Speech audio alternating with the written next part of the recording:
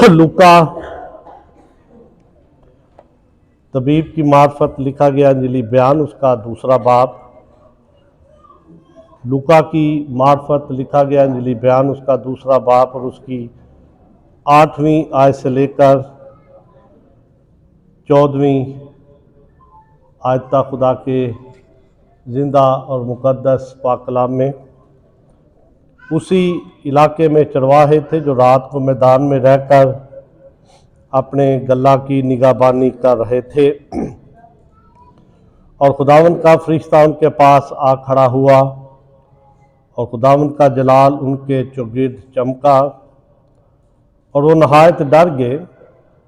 मगर फरिश्ते ने उनसे कहा, डरो मत, क्योंकि देखो मैं तुम्हें बड़ी खुशी की बिशारत देता हूँ जो सारी उम्मत के वास्ते होगी, कि आज दाऊद के शहर में तुम्हारे लिए एक मुनज्जी पैदा हुआ है, यानी मसीह खुदावन।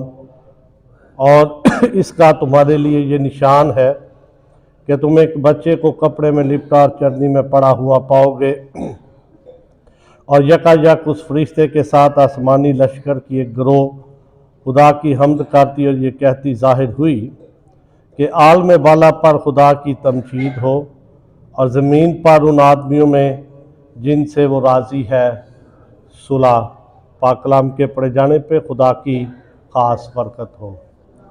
हम दुआ करेंगे, अपने सरों को झुकाएंगे। आसमानी बाप, हम नहायत ही दिल की गहराइयों से तेरा शुक्र, तेरी तारीफ़ करते हैं। तो शुक्र, तारीफ़, तमजीद, सताइश, बुजुर्गी के लायक खुदा है। तेरा शुक्र करते हैं कि तू संभालता है, परवरदिगारी और मुहाफ़ज़त करता है। तेरी सारी मेहरबानियों, बरकतों, बख्शिशों के लिए तेरा शुक्र अदा करते हैं और शुक्रगुजार हैं खुदावंद तेरे ज़िंदा पाक मुकद्दस कलाम के लिए, जो हमारी राह के लिए रोशनी, कदमों के लिए चिराग है। और खुदावंद हम इस कलाम की रोशनी में अपने आप को परखते हैं, जांचते हैं। इस वक्त खुदावंद तेरा खादिम तेरी हुजूरी में है, मेरी तमाम तर कमज़ोरियों का चारा कर और अपने पाक रूह के वसीला से कलाम को बयान करने में बड़ी रहनुमाई कर। खुदावंद तेरे लोग तेरे कलाम की बातों को सीखें, इस पर अमल भी करें। तेरे ही बेटे अपने खुदावंद यीशु मसीह के नाम से ये सब कुछ मांग लेते हैं, आमीन। लूका की मार्फत लिखा गया अंजलि बयान और उसके दूसरे बाब कि मैंने आयात आपकी खिदमत में पढ़ी। लूका तबीब उस सारे वाक़े को जो खुदावंद यीशु मसीह की पैदाइश से ताल्लुक़ रखता है, वो अपने इस अंजीली बयान के अंदर लिखता है कि जिस दिन खुदावंद यीशु मसीह की पैदाइश हुई, तो इस पैदाइश की खुशखबरी का जो पैगाम है वो चरवाहों को दिया गया। और यहाँ पे लूका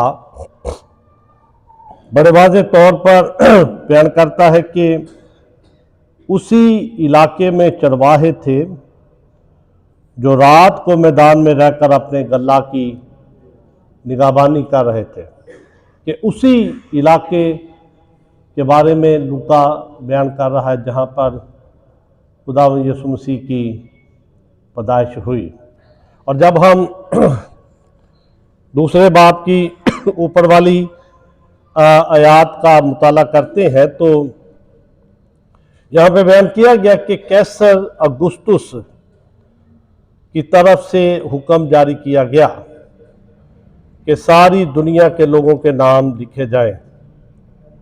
और खुदा का कलाम बयान करता है कि ये पहली इसम नवीसी सूरिया के हाकम कुरनियस के अहद में हुई, और इसी बिना पर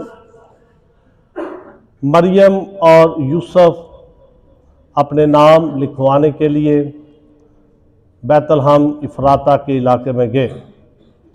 नसबनामा उनके बारे में बयान करता है कि वो उनके बाप दादा का गांव था जहां पर वो रहते थे, लेकिन अब उनके लिए वहाँ पे कोई घर नहीं था, लेकिन ये ज़रूरी था कि जो हुक्म जारी किया गया था कि नाम लिखवाने के लिए अपने अपने शहर, अपने अपने गांव, अपने अपने कस्बे में वो जाएं। और जैसे ही ये वहाँ पे पहुँचे हैं, ये खुदा का निज़ाम था, खुदा के हुक्म के मुताबिक था कि वहाँ पे जाकर वो नाम लिखवाए।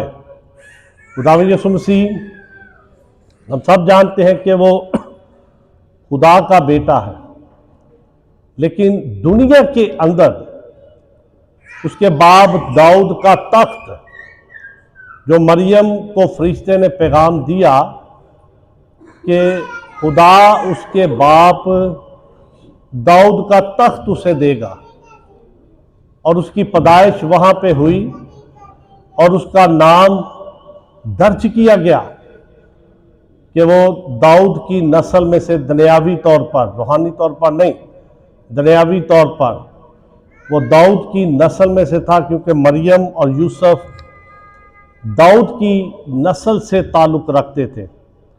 अगर हम यूसुफ का नसबनामा देखें तो यूसुफ का जो नसबनामा है वो सुलेमान के वसीला से हमें मिलता है, और फिर दाऊद का एक और बेटा था जिसका नाम नातन था।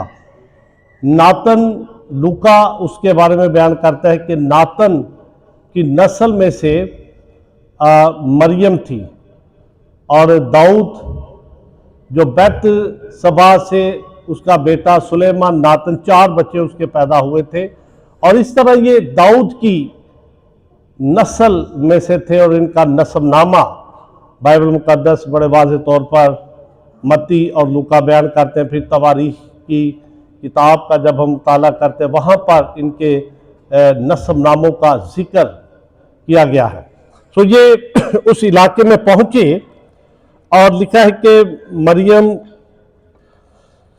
जो प्रेग्नेंट थी, 6ठी आयत को जब हम पढ़ते हैं तो लिखा है जब वो वहाँ थे तो ऐसा हुआ कि उसके वज़ह हमल का वक्त आ पहुँचा और उसका पहलोठा बेटा पैदा हुआ, और उसने उसको कपड़े में लपेट कर चरनी में रखा, क्योंकि उनके वास्ते सराय में जगह ना थी। और जैसे ही खुदावंद यीशु मसीह पैदा हुए तो लिखा है कि उसी इलाके में चरवाहे थे जो रात को मैदान में रहकर अपने गल्ला की निगाहबानी कर रहे थे कि खुदावंद का फरिश्ता उनके पास आ खड़ा हुआ, और खुदावंद का जलाल उनके चुगिर्द चमका, और वो नहायत डर गए। एक खौफ, एक डर इन चरवाहों के अंदर आ गया। मैदान में वो बैठे हैं, आसमान से जब नूर चमका और उस नूर की रोशनी से ये डर गए, लेकिन फरिश्ते ने उन्हें दिलासा दिया। उन्होंने कहा जी डरो मत। आप देखें कि फरिश्ता जिसके पास पैगाम लेकर गया है, जिसके पास खुदा ने फरिश्ते को भेजा है, उनके अंदर खौफ आया है, डर आया है। लूका की अंजील के पहले बाब के मुताबिक 6ठे महीने में जब फरिश्ता मरियम के पास आया, उसको सलाम की और उसने कहा कि तू हामला होगी, और वो डर गई। खौफ उसके अंदर आ गया कि मैं तो कुंवारी हूं, मैं तो मर्द को नहीं जानती, मैं तो मर्द से वाकिफ नहीं हूं, ये मेरे लिए बड़ी शर्मिंदगी की बात है। ये कोई अच्छी बात नहीं कि कुंवारी औरत का, लड़की का प्रेग्नेंट होना, हामला होना, और जाहिर है उसका खौफ और डर तो उसके अंदर आएगा। लेकिन फरिश्ते ने उसे कहा कि डरो मत। वहां पर भी जबराइल फरिश्ते ने मरियम को दिलासा दिया कि तू ऐसे हामला नहीं होगी, बल्कि खुदा ताला की कुदरत तुझ पर साया डालेगी, और वो मालूद मुकद्दस खुदा ताला का बेटा कहलाएगा। मरियम को बताया गया मरियम को दिलासा दिया गया और फिर उसको और ज्यादा तकवीयत देने के लिए उसको कहा गया कि तेरी रिश्तेदार अलिशबा के भी बुढ़ापे में बच्चा होने वाला है। अब उसको 6ठा महीना है। मरियम समझ गई, उसके रिश्तेदार थी, वो क्या लगती थी, कलाम में ये वाज़ेह नहीं किया गया कि उसकी क्या रिश्तेदारी थी उसके, लेकिन लिखा गया कि रिश्तेदार थे वो। उसको जानती थी वो लिशबा के बारे में कि वो बुढ़ापे में है, अब बच्चा कैसे उसके हो सकता था।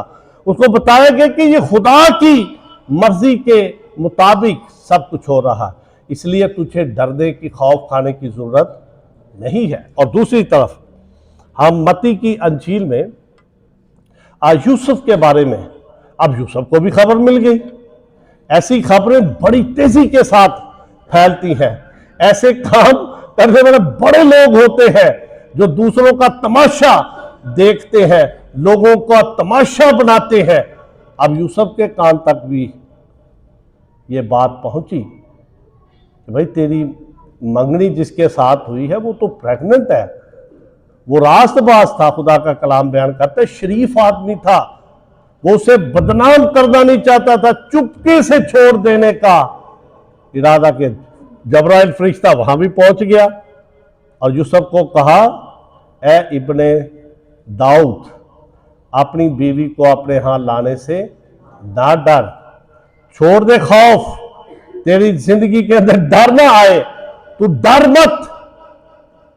वो खुदा की मर्जी से है, वो इंसान की मर्जी से नहीं है। तेरी जिंदगी के अंदर खौफ नहीं होना चाहिए, क्योंकि ये खुदा की रजा है, खुदा की मर्जी है। और यहां पर भी जब गडरियों को, चरवाहों को पैगाम दिया गया और वो डर गए, और मगर फरिश्ते ने उनसे कहा, डरो मत, मैं तुम्हें बड़ी खुशी की जो सारी उम्मत के वास्ते होगी कि आज दाऊद के शहर में तुम्हारे लिए एक मुनज्जी पैदा हुआ है, यानी मसीह खुदावंद। अब उनका खौफ दूर करने के लिए, डर दूर करने के लिए उनको बताया गया कि खुशखबरी है तुम्हारे लिए।